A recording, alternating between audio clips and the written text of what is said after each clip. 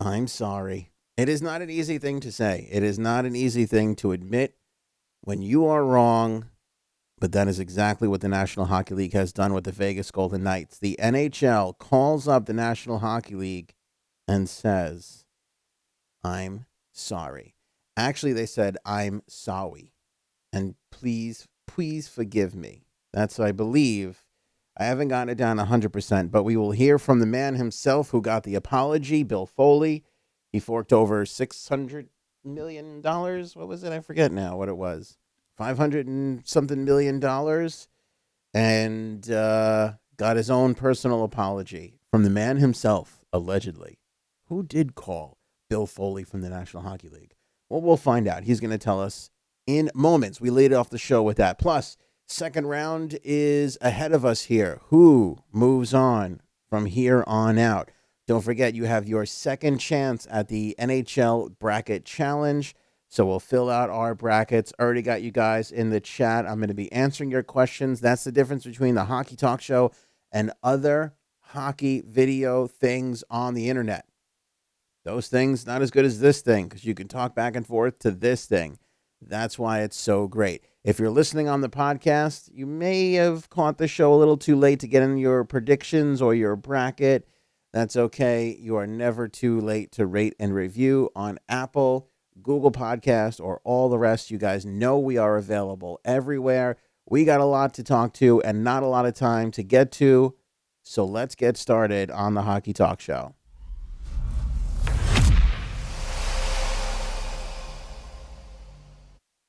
All right, big slate of games. It is 6:31 p.m. in the East on this Thursday. We are just a half hour away from puck drop. Around game 1, round 2, Columbus Blue Jackets, Boston Bruins. It's unbelievable how fast round 2 sneaks up on you. I mean, it really, really comes up on you pretty damn quickly here. So we're going to go through some of our predictions. But I will tell you, I in all my years of doing this, both during my time working for the Islanders and being a broadcaster, I mean, I don't know if I've ever seen a group of 4 games, a group of 4 playoff series that is such a coin toss. I mean, you can flip a coin anywhere up and down this entire tournament and probably land on a winner. It is truly unbelievable how close the playoffs are looking here for the second round. And for the first time ever, as we've seen, and we talked about on the Hockey Talk Show prior to this, Steven, Todd, welcome in. AK, Rob, how's everybody in the chat tonight? The wild cards advanced in all 4 instances. In all 4 instances, the wild card team was able to advance. So I want to look around and see if I can find anybody who was like, we need to redo the playoff structure. We should go back to 1 to 8. It's not fair. It's not fair. By the way, most of those people were in the Toronto media. Most of those people were in the Toronto media who were complaining because they knew damn well that the Leafs could not match up in 7 games against the Boston Bruins, and that is exactly what happened. All right, let's get over to Vegas and the big apology here. Bill Foley and George McPhee took to the media podium to address the media and let everybody know they did receive a phone call from the National Hockey League issuing them an apology for the call against Joe Pavelski, or I should say against Cody Eakin on Joe Pavelski. And this is what Bill Foley had to say earlier today. Actually, I had a call with the league the day, Wednesday morning, and I'd rather not identify the individual, senior executive with the league, and I wouldn't want to put his name, but it was it's about as senior as you can get in the league. And that was my favorite part of this whole thing so far. My favorite thing from Bill Foley ever, not that he drafted players out of order on the NHL draft, not that he shelled out $500 million for a team, but that he literally said, I don't want to reveal who the person was who called me and apologized, but he's the most senior, as senior as you can get. Well, who that? Obviously, that's Gary Bettman. Who's more senior than Gary Bettman? I mean, I guess it could have been Bill Daly or somebody else, but I mean, that is just hilarious to me. The most senior guy. I'm not going to say who, but the most senior guy, Bettman. Bill Foley, I love you. Never change. Never lose that smile and that twinkle in your eye, old man. Called and basically said it was a bad call, it was a mistake. We recognize the mistake, and we acknowledge it. And I did feel a little better after that. To maybe calm me down a little bit. They called a result, and they did not call the act. And they're to call the act, not the result. And our guy Cody Eakin didn't do anything. It was just a simple chest cross check, period. And he managed. He got up, and Pavelski was off balance and tripped. Everyone's taking the high road, and I told the players in my little speech this morning. I said, "Well, I'm not necessarily a high road guy, but I'll do my very best." The league. So that was Bill Foley there. And you know what? The thing is, look, I went back and I looked at it, and I was able to watch the whole thing in real time and how the call went down. And I do agree that the referees did react and make that call as a reaction to the injury a little bit more. I think they let the injury affect them a little bit too much in the call. But I went and I looked at that cross check, and it's not like Cody Eakin didn't cross check him. Now, is that a call that you would expect in a playoff match in the third period of Game 7? No, I probably wouldn't expect that at all. But that is a call I could see being made. That was a cross check. It was relatively high off a face off. We don't know what the pace of the rest of the game was. We weren't hearing the conversation of the players and the referees and the officials. Look, that's that's why I say it's very easy to judge and scream after the fact, but we don't know what the pace of the game was. And we'll never know. But I didn't agree with, I I can't say that couldn't have been a 2-minute penalty. It could have. Is it normally in a playoff match? Again, period 3, game 7? Probably not. Probably not. But if you're the referees and you got a guy that has got blood leaking out of his head through the helmet, through his fault or not, even though he tripped over Pacioretty or caught Pacioretty and fell awkwardly, I have a hard time faulting these referees. I will say the referees were suspended. And more on that in a second. Let's go over to George McPhee, general manager for the Vegas Golden Knights, and hear what he had to say on the matter. Reach out and did apologize. They made a mistake. I'm sure they feel bad about it. They want to get things right, like we all want to get things right when we're doing our jobs.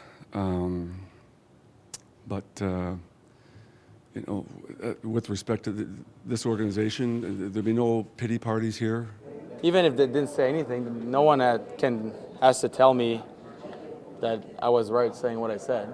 I know I was right, so good for them if they were able to. I mean, it needs a lot of courage to do something like that, I think, as a big organization like them, and good.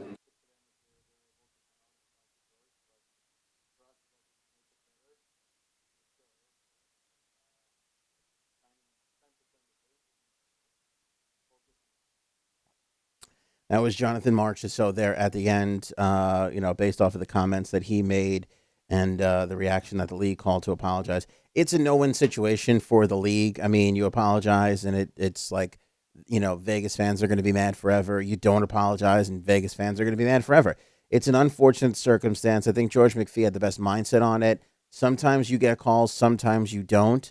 The call itself was exaggerated by the 5 minutes and the fact that they gave up 3 goals on the power play. If they don't do that, nobody cares about this call whatsoever.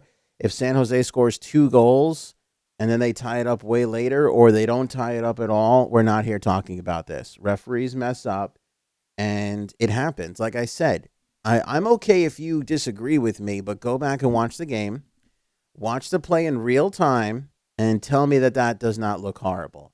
It happened so fast. I don't get mad at the referees for their call based on what happened. Now, this was brought up to me that the referees huddled and they still got the call wrong. That is a good point. I have a hard time defending that. But again, it's a sticky situation, and I thought it was big of the league to apologize. It happens. It happens to everybody. See, the human error thing, and this is why I don't want to go to replays on everything. The human error thing is equal for all teams. Sometimes it's gone against Vegas in this particular case, but there's going to be a scenario in the future where it's going to go for them. And I think, when you step back away from it, like McPhee has had the chance to do, you understand that. You understand that you're going to get the call going the next way. Now, Mr. Furlat and Mr. O'Halloran, specifically Mr. O'Halloran, because I do not know the other guy all that well, but Dan O'Halloran is a veteran of the National Hockey League. Okay? He has done the Stanley Cup Finals in 2007, 8, 10, 11, 12, 13, 14, 15, 16, and 17. You have a hardcore veteran NHL referee here. O'Halloran reached 1,000 games refed back in 2013. He has been a referee in the National Hockey League since October of 1995. He also has done the 2010 Winter Olympics in Vancouver, including the gold medal game. My friends, you have one of the great referees of the game. And now he's not moving on, and he doesn't get a paycheck anymore because of this call. I just don't know how fair that really is. I understand the apology on behalf of the National Hockey League. I understand taking some action against the referees, speaking to them, but putting some sort of a course together, reviewing it, whatever it is. But to take Dan O'Halloran out of the mix for the rest of the playoffs might have been a little bit of an overreaction in my book. I don't know Eric Furlat all that well. I don't think he is as senior as Dan O'Halloran. Dan O'Halloran's been around since the beginning of time. I just don't know if that was the right move for me. I probably wouldn't have done that if I was the NHL. But I understand if you have a guy who just paid $500 million for a franchise, lost in the Stanley Cup Finals, and now had this move, you want to have something to show for it. I get it. I kind of get it. Let's go to some of the comments in here, and then we'll take a look at the second round of the playoff action. Some of you guys are commenting on that, so this will mend well together. Steven writes in, honestly, I don't think my Avs will move on. Sharks are too strong for us. We have Cole and Zadorov, and that's it. Michael James would like to see the Islanders go all the way this year. With Tampa out of it and the Washington Capitals now out of it, I feel like this is anybody's game in the East. We had a scenario pre-playoffs where we're like, who's going to beat the Tampa Bay Lightning? And now we're like, who's going to the Eastern Conference Finals? Because it could be anybody. Could be any of the four teams remaining on the Eastern side. Dallas and St. Louis series will be good. I'm saying Blues in 7, says Steven. Todd, the call at the time seemed good. Agree. John, I want the Isles out. Must be a Carolina fan. Totally fair. Nice comment, John. Dave just wrote Travis Hamakari. I like wordplay, so I'm going to laugh at that. That's pretty good. Let's go over to the YouTube side of things and see how everybody is doing in there. AK, how do you give up 4 goals on a 5-minute major, though? I will say this. I was at the Barclays Center watching the Islanders and Detroit last season, and the same exact thing happened. I forget how many goals the Islanders scored, but they got a 5-minute power play.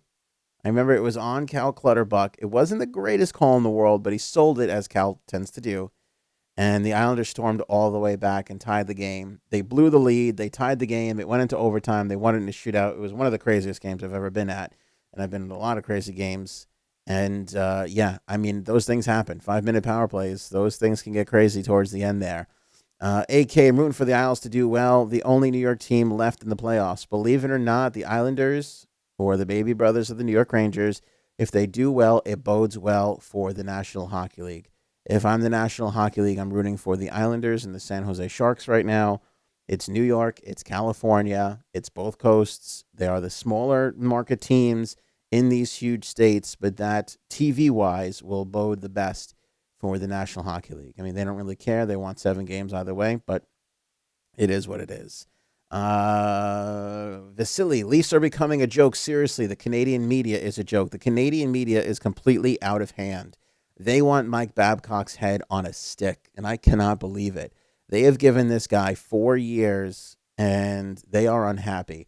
By the way, Kyle Dubas and Mike Babcock had their clean-out day today. The Leafs had their clean-out day, and they met the media. I'm not going to play any of the clips for you, though, But I did find it interesting that they all met with the media at different times. It's not totally uncommon. I mean, Bill Foley, George McPhee did that today. They all met at separate times so they can have one-on-ones. But this relationship between Babcock and Dubas continues to be an interesting one.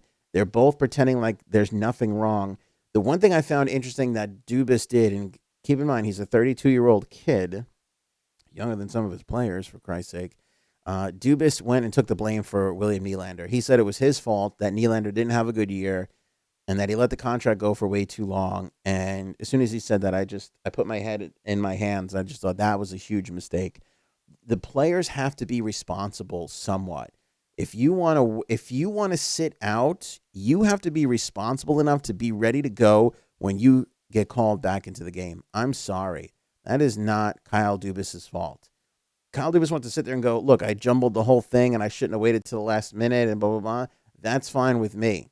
Maybe I had a hand in him doing that. Okay. But you can't sit there and go, William Nylander's bad season was on me. Was it? Because I didn't see a jersey on your back. I didn't see your feet and skates. I saw his. He had a bad year. He should have been ready to go. You know, the whole thing was handled poorly. They signed the contract with 3 minutes left before the deadline or whatever it was. I agree that it was a poorly handled situation, but it's not your fault. And you can't take credit for it. It's a noble move. It just doesn't make sense in that scenario. Really doesn't make sense.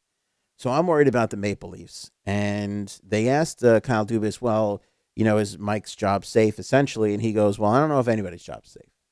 And he didn't say that as a threat because he followed that up with, look, I'm going to be evaluated by Brendan Shanahan, and then we're going to do the evaluations further and so on and so forth. When it all boils down to it, Mike Babcock's got one more year. And you know what? Mike Babcock doesn't care. He's going to go in here. He's going to do the job. Because when you ask Mike Babcock what went wrong, he said, we didn't have the depth. And whose fault is that? Not the coaches. It's not the president's. It's the general manager's fault.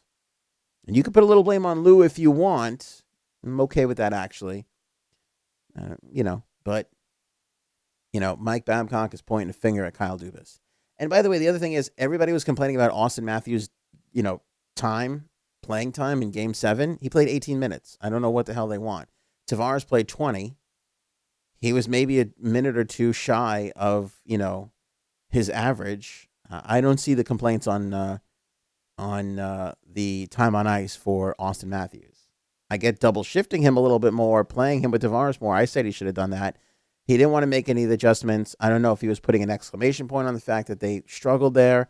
It came out that Hyman was injured. It's a whole mess in Toronto. AK, good luck with that, my friend.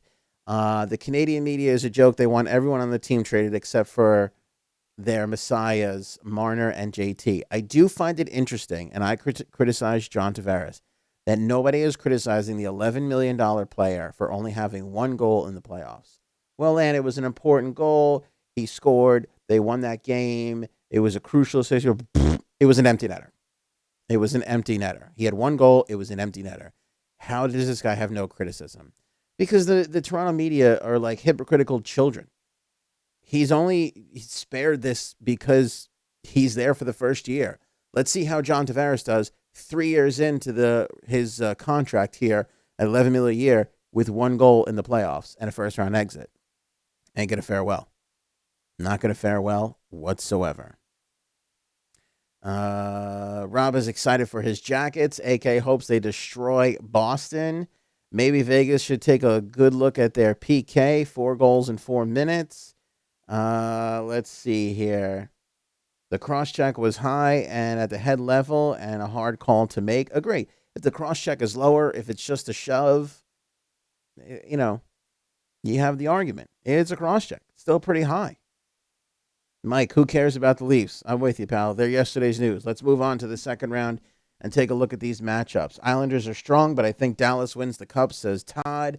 Islanders and Trotz all the way, says Dave. Don't forget, if you're in the Hockey Talk Show bracket challenge, you were able to restart. They made that decision. The promotions team over at the NHL and Jägermeister made that move, after everybody picked Tampa Bay and Tampa Bay got knocked out. So let's take a look at the bracket challenge. You can see here, your old pal Ant didn't do too bad. I picked the Islanders over Pittsburgh, and that was in 4. I picked Boston over Toronto. I missed Tampa and Columbus. So did everybody else. So I'm not going to count that one against my average too much. And Carolina and Washington. I think most people had Washington. I was wrong. I will admit it. I had Calgary over Colorado. I was wrong about that. I was right about the San Jose Sharks over the Vegas Golden Knights. I was wrong about Nashville over Dallas. Dallas moves on. I was right about St. Louis over Winnipeg. Overall, your old pal Ant was 500. Not the greatest, but if this is baseball, it'll get you into the Hall of Fame. Essentially a push if you're betting. So let's take a look at these second round matchups. I want to first start with Colorado and San Jose. This one's going to be a pretty close one. I mean, they're all going to be really close. And when I take a look at things, I don't love the goaltending for San Jose right now. Martin Jones, not the best, but I do love San Jose's offense. I do love their never die attitude. I do love the win one for Gipper. This is Joe Thornton's last year. There's a bunch of stuff to love about the San Jose Sharks right now, and they're scoring. They got the points. Thomas Hurdle's got 6 goals. I'm sorry, Tomas Hurdle. Logan Couture has 6 goals right now. They're flying on all cylinders as far as offense goes. Erik Karlsson has woke up. He's got 9 assists, or 9 points, I should say. San Jose is coming alive here. They're coming alive here. I love Colorado. I really do. In fact, I like Colorado's goaltending a smidge more. I think I just said that, though. I like Philip Grubauer. 1.9 goals against average. Damn it, that's good. Second best. He's tied with Ben Bishop, just behind Robin Lehner. I usually go with goaltending. I'm probably going to go with the better goaltender in most of these series. But I'm going to take the San Jose Sharks in this one. They take it from me. I think they're going on to the conference finals. Dallas and St. Louis. I have been riding the St. Louis train all the way because of Mr. Binnington. Jordan Binnington has been fantastic, but he's got a 2.63 goals against average. Ben Bishop has come out of nowhere with a 1.9 goals against average. Ben Bishop is playing his rear end off. 9.45 save percentage. He is legit the second best goaltender in the National Hockey League right now. Second best. On the offensive side of things, the Dallas Stars are rolling. By the way, 100% on the penalty kill in the playoffs. 100% have not allowed a power play goal against. That's pretty impressive. That's pretty damn impressive if you ask me. Again, I just feel like Dallas has the goaltending right now. They're moving in the right direction. Radulov is a +7. Their goal scoring is kind of spread out, but they're getting it done. I like their back end. I can't believe I'm going against the Blues here, but give me the Dallas Stars. Over in the east side, you might be able to call me hypocritical here, but I think a Game 7 double overtime situation. I like the Carolina Hurricanes win one for the Gipper. Good old 14, Mr. Game 7. Feeling cute. Might take my team to the second round. I don't know. Carolina's good. I like them a lot. But again, can they solve the best goaltender in the National Hockey League? Robin Lehner is on fire. 1.47 goals against. About a half a goal lead again over Grubauer and Ben Bishop. They have the better goaltending. They have sneaky scoring. So does Carolina. Carolina's got momentum, but I'm wondering how they fare Game 1 at the Barclays Center because as we've seen with the Islanders, the crowds are ridiculous, no matter where they are, and it's going to be crazy at the Barclays Center. This is round 2. This team has only been there twice in the last few years.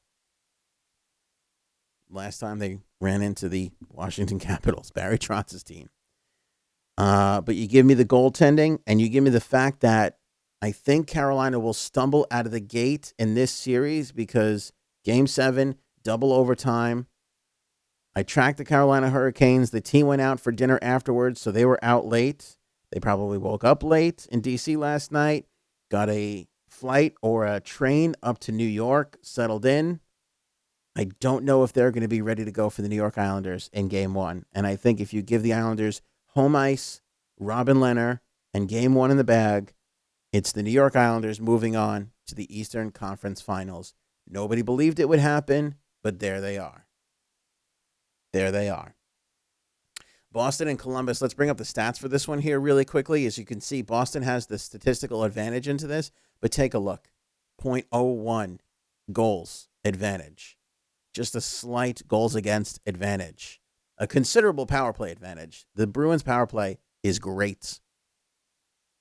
Really great. Columbus has the better penalty kill. Face-offs is around the same. Point percentage. The advantage is Boston there.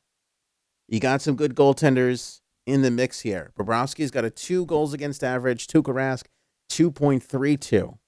I mean, guys, this is a coin toss. I like John Tortorella as a motivational coach. Columbus has this advantage in that they don't have anything to lose. They're the wild card. Even with all the moves at the deadline, nobody was really picking them to be there. This is kind of their swan song. A lot of these guys aren't going to be there in the offseason. But the Boston Bruins, even though the pressure is on them, even though they're statistically the best team left in the league in the East right now, even though they're the ones that everybody thought was going to get there, even though that's a bit of pressure, I still like Boston to move on in this. I'm going to go with the stats. I think it's a knockdown, drag-out series. I think it goes 6 or 7, but I think it goes to the Boston Bruins. I never thought I would see this look, but here you go. San Jose, Dallas, Boston, and the Islanders. Of course, we'll repick this once we get to the third round of the playoffs. We're going to be a little looser with it now. I think this is the year for the San Jose Sharks, and I think the Islanders, even though they're on a great run, even though I could regret this in a big way, because Robin Leonard is the best goaltender in this league. Again, this is why I say you got to reevaluate these picks after each and every single one. Because if Robin Leonard is able to maintain against the Carolina Hurricanes, and we're still looking at him with less than a goal and a half given up per game, I'm changing my pick here. But I am going to go with the Boston Bruins to move on to the next round. Boston, San Jose, not a bad consolation for the National Hockey League. It's not New York and California. It's Boston and California. And give me the San Jose Sharks. Joe Thornton rides off in his golden white horse into the sunset and takes the Stanley Cup finally after all these years. Enter goal scored in the Stanley Cup final. Give me 23. Good old Michael Jordan. All right, so there's my bracket right there. Now, I will say this. I'm going to stick with San Jose into the Stanley Cup final. I just don't know about the Islanders in Boston. I wouldn't be surprised. Here's what I will say to the Islander fans, and I want you guys to get excited about this. You have every right to be. And this is not to say that you can look past Carolina because you can't. The Islanders have an opportunity to compete for a Stanley Cup this year. They absolutely do. Your style is magnificent. It's made for the playoffs. You've shown that high-powered offense like the Pittsburgh Penguins have mean nothing. You've got the defensive system, and you've got the best goaltender in the National Hockey League right now. How many times have we looked at goaltenders in the playoffs and the absolute best goaltenders team won the cup? A lot of times. A lot of times. I got the Sharks, Blues, Isles, Jackets in the conference finals. I got the Blues beating the Isles in the finals. That's AK. Liz, I'm hoping for a Columbus Blue Jackets St. Louis JD finals. I didn't even notice that. See? And that's a hardcore Ranger fan just hoping that Mr. That he has the absolute best. I didn't realize that. Those are two of JD's teams. Absolutely. Good point. Excellent analysis there, Liz. Good on you for that one. Let's see. Lee, they can keep their apologies and get the calls right. I wish the world was a perfect place, Lee. It just ain't. Sharks could be a Cinderella. They really could be. They really, really could be. This could be the year. Especially, God forbid, if Martin Jones snaps into it. If Martin Jones plays up to his potential where he was in the past, could be super dangerous. Could be super dangerous. Guess what? It's time to put my kids to sleep. I must go. It is also time to drop the puck in Columbus. Make that Boston. Columbus and Boston from the Garden. Game 1 tonight, 7 o'clock. Give me Boston at home. 9:30, we get the first game between Dallas and St. Louis. I picked Dallas in the series. Give me St. Louis at home tonight. They take game 1. Enjoy the hockey, guys. No show tomorrow, but looks like we're going to game 1 at the Barclays Center. So there might be some video to put up. So check the YouTube, check the Facebook, but there will be no live show from the studio here. But we might have an upload for you. At the very least, some pictures, maybe some live blogging on the Twitter. So make sure you're following along at Hockey Talk Show. The podcast is available on Stitcher, TuneIn, iTunes, Spotify, everywhere podcasts are available. And, of course, at our home at hockeytalkshow.com. We jumped up huge on YouTube and Facebook and Twitter in numbers. The podcast actually jumped up pretty big over the course of the last few days. That means you guys are spreading the word. You're sharing on your social media accounts. You're telling your hockey fan friends, and we are growing, and I thank you for that, and I tell you to please keep it up. Again, if you're watching live here on YouTube or Facebook, the podcast is going up shortly. If you have time, go on over and give it a listen on any of the networks, even at hockeytalkshow.com. Just go ahead and play it for the first 2 to 3 minutes. If the ads play, we get credit, a little coin in your old pal Ant's pocket so we can keep this hockey train rolling here on the Hockey Chalk Show. Enjoy the action tonight. I will see you guys on